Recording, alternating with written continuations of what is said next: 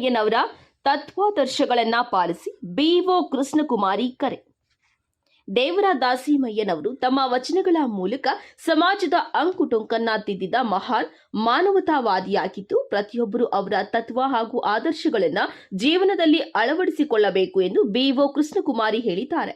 ಪಟ್ಟಣದ ತಾಲೂಕು ಕಚೇರಿ ಸಭಾಂಗಣದಲ್ಲಿ ರಾಷ್ಟ್ರೀಯ ಹಬ್ಬಗಳ ಆಚರಣಾ ಸಮಿತಿ ವತಿಯಿಂದ ಆಯೋಜಿಸಲಾಗಿದ್ದ ಶ್ರೀ ದೇವರ ದಾಸಿಮಯ್ಯ ಜಯಂತಿ ಕಾರ್ಯಕ್ರಮದಲ್ಲಿ ಅವರು ಮುಖ್ಯ ಭಾಷಣಕಾರರಾಗಿ ಮಾತನಾಡಿದ್ದಾರೆ.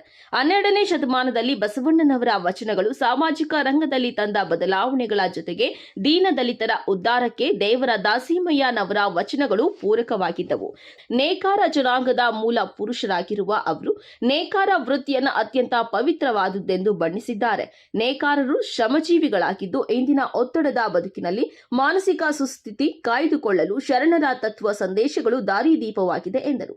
ಈ ಸಂದರ್ಭದಲ್ಲಿ ತಾಲೂಕು ಪಂಚಾಯಿತಿ ಇಒ ನಾಗಮಣಿ, ಸಮಾಜ ಕಲ್ಯಾಣ ಅಧಿಕಾರಿ ಲಕ್ಷ್ಮೀಪತಿ ರೆಡ್ಡಿ ಸೇರಿದಂತೆ ನೇಕೆ ಸಮುದಾಯದ ಪ್ರಮುಖರು ಹಾಗೂ ಅಧಿಕಾರಿಗಳು ಉಪಸ್ಥಿತರಿದ್ದರು.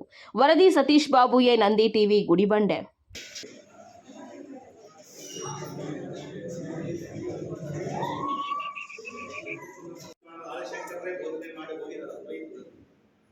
ನೀನು ಕೂಡ ಮತ್ತೆ ಅದನ್ನೇ ಜನ್ಮ ತಾಳಿದ್ಯಾ, ಮುಗೀತು ನನ್ನ ಕೆಲಸ, ಮೋಕ್ಷ ಕೊಡಿ ಅಂತಂದ್ರೆ ತಪಸ್ ಮಾಡಿದ ತಕ್ಷಣ ಮೋಕ್ಷ ಕೊಡ್ಲಿಕ್ಕಲ್ಲ, ನಿನ್ನ ಜನ್ಮ ಆಗಿರ್ತಕ್ಕಂಥದ್ದು ಕಾರಣ ಜನ್ಮ. ಹಾಗಾಗಿ ನೀನು ಬೇರೆಯವರಿಗೆ ಮೋಕ್ಷದಾಯಕವಾಗಿರ್ತಕ್ಕಂಥ ಜ್ಞಾನ ಮಾರ್ಗವನ್ನು ತೋರಿಸೋನಾಗಬೇಕು. ಹಾಗಾಗಿ ನೀನು ಇನ್ನೂ ಜೀವನ ಮಾಡ್ತೀನಿ.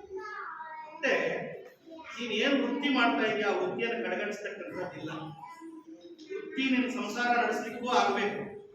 ವೃತ್ತಿ ನಿನ್ನ ಗೌರವವನ್ನು ಹೆಚ್ಚಿಸಬೇಕು. ವೃತ್ತಿ ಸಮಾಜಕ್ಕೆ ಒಂದು ನಿನಗೆ ಗೌರವವಾಗಿರ್ತಕ್ಕಂಥ ಸಂಕೇತವನ್ನ ತಂದುಕೊಡ್ಬೇಕು. ದಾಸಿಮಯ್ಯ ಅವರು ವಚನಕಾರರು ನಮ್ಮ ಒಂದು ಕರ್ನಾಟಕ ರಾಜ್ಯದಿಂದ ಬಂದಿದ್ದಾರೆ ಅಂತ ಹೇಳಿದ್ರೆ ಹೆಮ್ಮೆ ಅನ್ನೋಕೆ ಒಂದು ತುಂಬಾ ಖುಷಿ ಆಗುತ್ತೆ. ಮುಖ್ಯವಾಗಿ ನಮ್ಗೆ ಇಳೆ ನಿಮ್ಮ ದಾನ, ಬೆಳೆ ನಿಮ್ಮ ದಾನ, ಸುಳಿದು ಸೂಸುವ ಗಾಳಿ ನಿಮ್ಮ ದಾನ ಅಂತ ಹೇಳಿ ಎಲ್ಲ ಎಲ್ಲ ದೇವರು ಆಶೀರ್ವಾದವಾಗಿ ನಮಗೆ ಕೊಟ್ಟಿದ್ದಾನೆ. ಎಲ್ಲರೂ ಸಮಾನರು, ನಾವು ಅದನ್ನ ಚೆನ್ನಾಗಿ ಬಳಸ್ಕೋಬೇಕು. ಆ ಕೊಟ್ಟಿರುವಂತ ದೇವರನ್ನೇ ಸ್ಮರಿಸೋಕೆ ಒಂದೊಂದ್ಸರಿ ಬರ್ಬಿಡ್ತೀವಿ ನಾವು.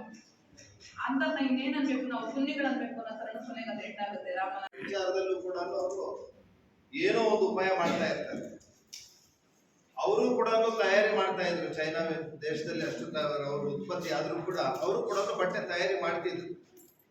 30,000ಗಳಿಗಿಂತ ಆರ್ಡರ್ಗಿಂತ ಕಡಿಮೆ, 30,000 ಮೀಟರ್ಗಿಂತ ಕಡಿಮೆ ಆರ್ಡರ್ ಬಂದ್ರೆ ಅವರು ಅಲ್ಲಿ ಮಾಡ್ತಾ, ಅವರು ಹೆಚ್ಚು ಆರ್ಡರ್ ಬಂದ್ರೆ ಅವ್ರು ಮಾಡ್ತಿದ್ರು. 30,000 ಮೀಟರ್ಗಿಂತ ಕಡಿಮೆ ಅಂದ್ರೆ ಸಪೋಸ್ ಇದೊಂದು ಬೆಳಿ ಬಟ್ಟೆ, ಇಲ್ಲೊಂದು ಕ್ರೀಮ್ ಕಲರ್, ಇಲ್ಲೊಂದು ಚೆಕ್ಸ್ ಡಿಸೈನ್, ಈ ತರದ್ದು ಏನಾದ್ರೂ ಒಂದು ಬಟ್ಟೆ ಅಂದ್ರೆ 30,000 ಮೀಟರ್ಗಿಂತ ಕಡಿಮೆ ಆರ್ಡರ್ ಅವ್ರು ತಗೊಂತಿರ್ಲಿಲ್ಲ ಬೇರೆ ಕಂಟ್ರಿಗಳಲ್ಲಿ.